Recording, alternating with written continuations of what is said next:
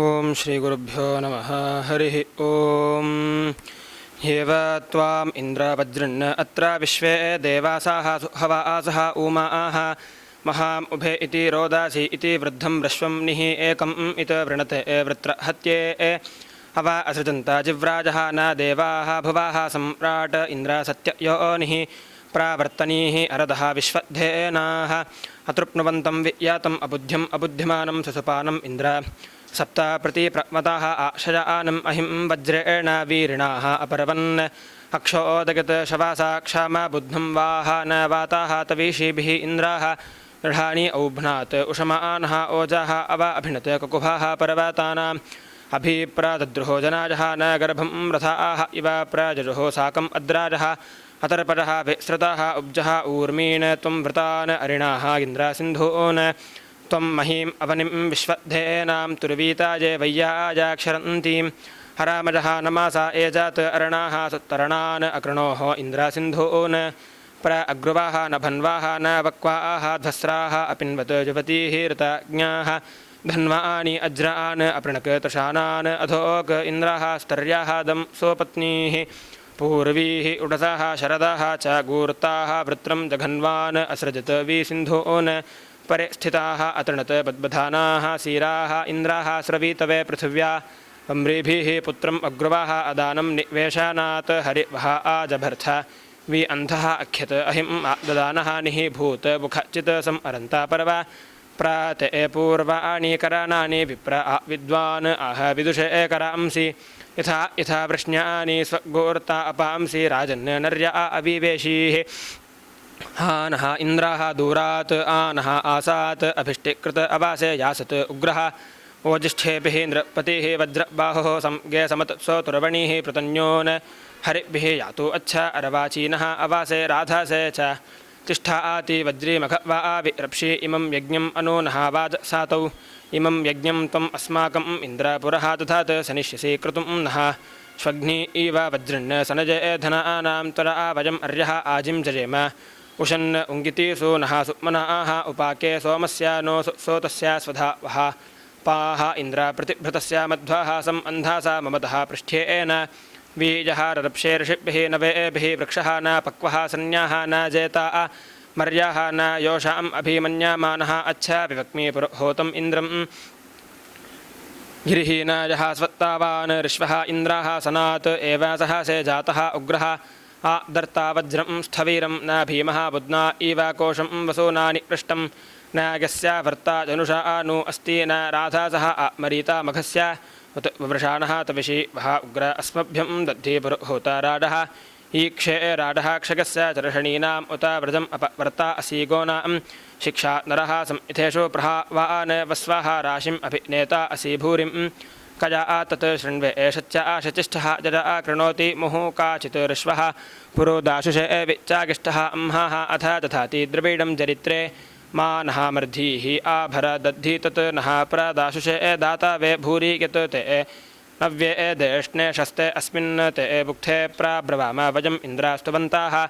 आयातो इन्द्राः अवासे उपानः यः स्तुतः सधमात् अस्तु शूराः वृधानः तवीषीः यस्य पूर्वीः द्यौः नक्षत्रम् अभिभूति पुष्यात् तस्य इत यः स्तवथ वृष्ण्यानि त्वे दुम्नस्य त्वे राधासः नृण यस्य क्रतोः विदथ्याः न सम्राट् सह्वान् तरुत्रः अभि अस्ति कृष्टीः दिवः आपृथिव्याः मक्षो समुद्रात् उत वा आपुरी ईशात् स्वाह नरात् अवासे नः मरुत्वान् परावताः वा आसदानात् रतस्य स्थूरस्य राजः बृहतः यः ईशे तम् उङ्गितीस्तवाम विदधेषु इन्द्रं यः वाजुना जडाति गोमातीषु प्राधुष्णु न जाति वस्याः अच्छा उप यः नमः नमासि स्तभागन् इयर्ति वाचं जनगन् गजद्धि रञ्जसानः पुरवाराः उक्थैः आ इन्द्रं कृण्वीत सदानेषु होता धिषा गिदिधिषण्यन्ताः सरण्यान् सदन्तः अद्रिम् औषधस्य गोहे आदुरोषाः पास्त्यस्य होता जः नः महान् संवरानेषु वह्निः सत्रागतो जिम्भारवरस्य वृष्णाः सिसक्ति शुष्माः स्तुवते भर आज गुह आगितो जिम् औषधस्य गोहे प्रागत धिजे प्रा अजासे मदा आज वियत वरांसि पर्वतस्य वृण्वे पजाभिः जिन्वे अपां जवांसि विदत गौरस्य गव्यस्य गोहे यदि वाजासोऽध्याः वहन्ति भद्रात हस्ता सुकृता उत पाणि इति प्रयन्तारा स्तुवते राधाः इन्द्र का ते निसत्तिः किम् उङ्गिति नो इति ममत्सि किं न उत उङ्गिति हरडसे दात वै उङ्गिति एव वस्वाः इन्द्राः सत्यः सम्राट् हन्ता वृत्रं वरीवः पूरवे करितीकः पुरस्तुतः कृत्वा नः धीराटः भक्षीयाते अवासः दैव्यस्य यत् नः इन्द्राः जुजुषे यत् च वष्टि तत् नः महान् करति शुष्मी आचित् ब्रह्म स्तोमं मघवा सोमम् उक्था यः अश्मानं शवासा बिभ्रात् एति वृषा वृषन्धिं चतोः श्रीम् अस्यन् उग्रः बाहोभ्यां दत्ता महाशचीवान् श्रिगे पुरुष्णीम् उषमानः ऊर्णां यस्याः पर्वाणि सख्याया विव्ये यः देवः वृषा वृषन्धिं चतोः श्रीम् अस्यन् उग्रः बाहोभ्यां दत्ता महाशचीवान् श्रिये पुरुष्णीम् उषमानः ऊर्णां यस्याः पर्वाणि सख्याया विव्ये यः देवः देवत्ता महाजायमानः महः वाजेभिः महतभिः च शुष्मीः तथा नः वज्रं बाह्वोः उषन्तं द्याम् अमेन रेजगत् प्राभूम विश्वा रोधांसि प्रवताः च पूर्वीः द्यौः ऋष्वात् जनीमन् रेचताक्षाः आ मातरा भराति शुष्मी आ गोः नृवत परे जमन् नोनुवन्ता वाताः तातो ते किन्द्र महतः महानि विश्वेषु इत सवानेषु प्रवाच्या यत् शूरधृष्णो इति धृषता धृष्वान् अहिं वज्रेण शवासा अविवेशीः सत्या तु इन्द्रं न विश्वा प्राथे नवाः सिस्रते वृष्णाः ऊध्नाः अधः त्वत् वृषमनः प्रासिन्धावः जवासा चक्रमन्ता अत्र अहात हरिवहाताः उङ्गिति देवीः अवाहभिः इन्द्रास्तवन्ता स्वसारः यत् सीम् अनुप्रामुचः बद्बधानाः दीर्घाम् अनुप्रसीतिं स्यन्दगद्धीः पिपीळे अंशुः मद्याः न सिन्धोः आत्वा आशमीशमानस्य शक्तिः अस्मद्र्याक् शुशुजानस्य जम्याः आशुः न रश्मिं तवे ओजासं गोः अस्मे इति वरिष्ठा कृणुहि ज्येष्ठा नृम्णानि सत्रा सहुरे एसहांसि अस्मभ्यं वृत्रासु हनानि रन्धि जहीवथाः वनुषाः मर्त्यस्य अस्माकम् इत शृणुहि त्वम् इन्द्र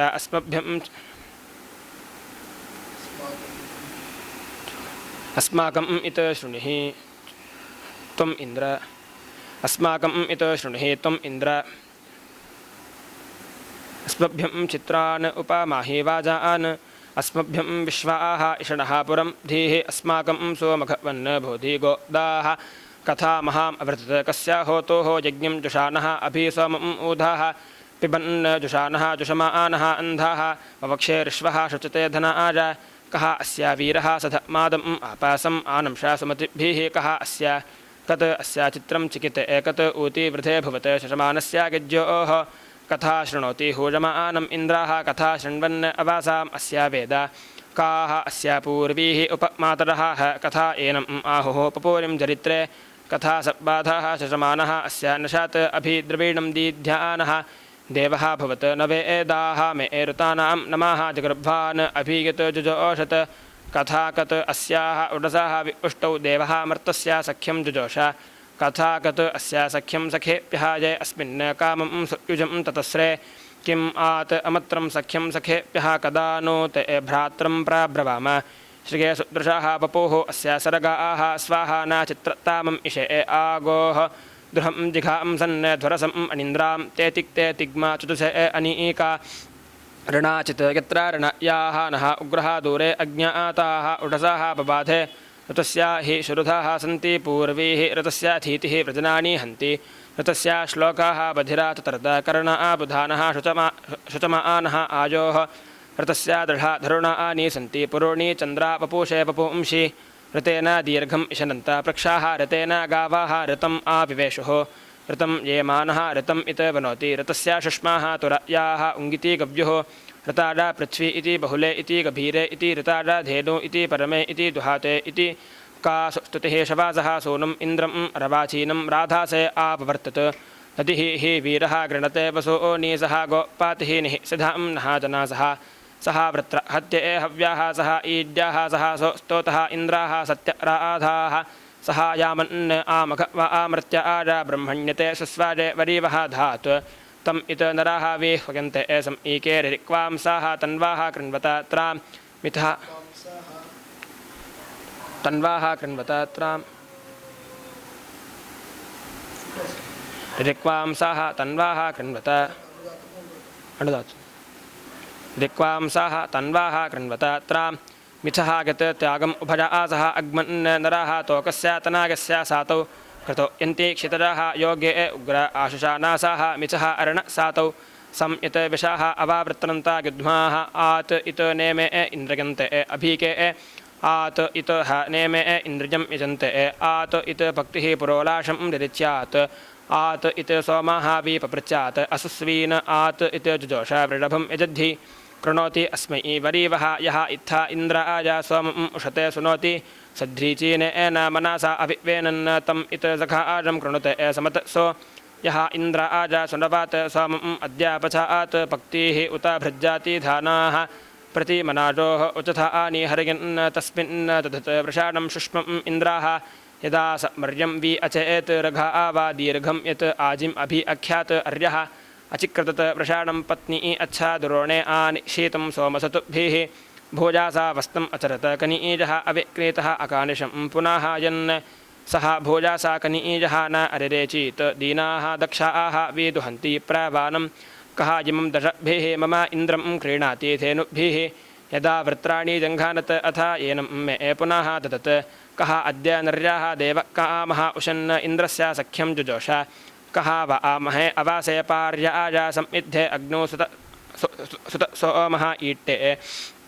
कः न नाम वचासा सौम्याय मनाजुः व भवति वस्ते उस्राः कः इन्द्रस्य युज्यं कः सखे त्वं कः भ्रात्रं वष्टिकवजे कः ऊती कः देवानाम् अवाह अद्य वृणीते कः आदित्यान् अदितिं ज्योतिः ईट्टे कस्य अश्विनौ इन्द्राः अग्निः सुतस्य अंशोः पिबन्ति मनसा अविवेनं तस्मै अग्निः भारतः शर्मा यंसत् जोक् पश्यात् सूर्यम् उत चरन्तं यः इन्द्राय सुनवाम इति आह नरे नर्याय नृत्तामाय नृणां न तं जनन्ति भवाः न दभ्राः उरु अस्मै अदितिः शर्मा यंसत् प्रजः सुकृत प्रजः इन्द्रे मनाजुः प्रजः सुप्र अवीः प्रजः अस्य सोमी सुप्र अव्याः प्राशुषाट् एषः वीरः सुस्वेः पक्तिं कृणुते केवला इन्द्राः न असुस्वेः आपिः न सखा न जामिः दुःप्र अव्याः अव हन्ता इत अव आचः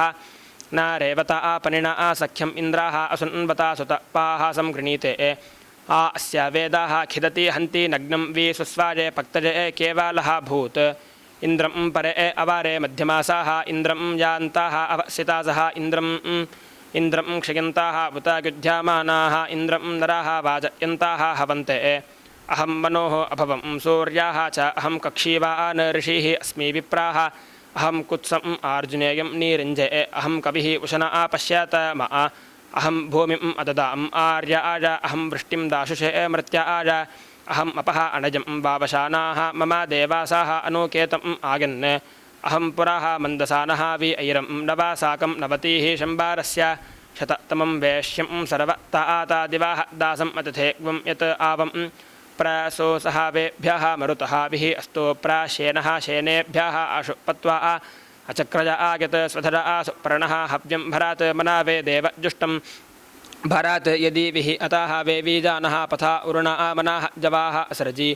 तूजं जजऊ मधुना सौम्येन उत श्रवाः विविधे शेनः अत्र रजीपि शेनः ददमानः अंशुं परावताः शकुनः मन्द्रं मदं सोमं भरते दद्रहाणः देववान् दिवः अमुष्मात् उत्तारात् आदाय शेनः अभरत् सोमं सहस्रं सवान् अयुतं च साकम् अत्र पुरं तिः अजहात् अरातीः मदे सोमस्य मूराः अमूरः गर्भे नो सन् अनो येषाम् अवेदम् अहं देवानां जनीमानि विश्वा शतं पुरः आजासीः अरक्षन् अधा शेनः जवसा आनिः अदीयं न घसः माम् अपाजोषं जभार अभीम् आसत्वक्षासा वीर्येण ईर्मापुरं तिः अजहात् अरातीः उत वातान् अतरत् शोषोवानः अवागत शेनः अश्वानीत अधाद्योः वीयत यदि वा अतः ओहोः पुरं धिं सृजत गत अस्मै अवाह क्षिपत ज्यां कृशाणोः अस्ता मनसा भुरण्यन् ऋजिप्यः यीम् इन्द्रवतः न भुज्युं शेनः जभार बृहतः अधीस्नोः अन्तरिति पतत् पतत्रि अस्य पर्णम् अधा जामानि प्रसीतस्य तत् वेरितिवेः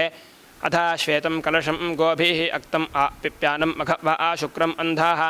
अध्वर्योभिः प्रयातं मध्वाः अग्रम् इन्द्राः मदा आजा प्रतीधत पिबद्धि शूराः मदा आजा प्रतीधत पिबद्धि त्वायुजा तवा तत् सोमा सख्ये इन्द्राः अपः मनावे श्रुताः करितीकः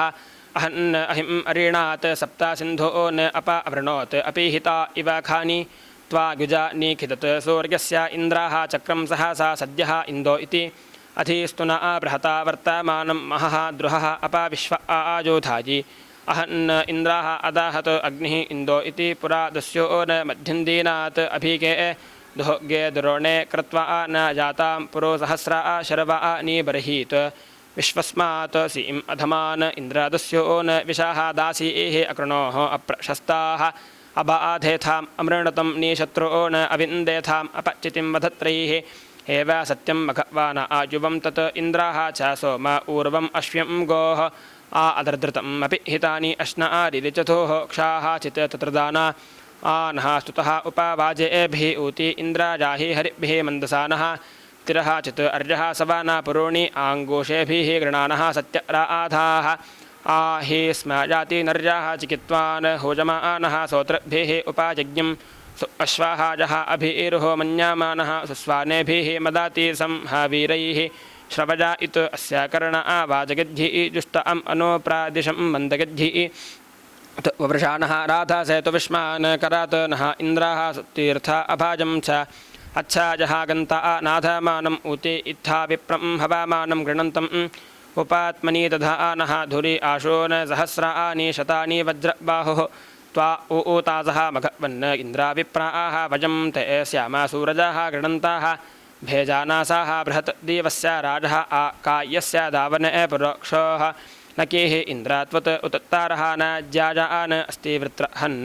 न केः एव यथा त्वं सत्रात् अनुकृष्टजाः विश्वा चक्रा इव प्रभृतुः सत्रा महान् असि श्रुतः विश्वे च न इत अनात्वा देवासाः इन्द्रजुजुः यत् नक्तम् अतीरः यत्र उत बाधितेभ्यः चक्रं कुत्सा आजायुध्याते मुषाजः इन्द्रासूर्यं यत्र देवान् रघागतः विश्वान् अयुध्यः एकाः इत त्वम् इन्द्रावनोन् अहन् यत्र उत मर्त्य आजकम् अरीणाः इन्द्रासूर्यं प्र आवहाशचीभिः एताशं किम् आत उत असि वृत्रहन् मघवन् मन्युमत् तामः अत्र दानुम् अतिरः एतत् घा इत उत वीर्यम् इन्द्राचकर्था पौंस्यं स्त्रियं यत् हनाजुवं वधीः दुहितरं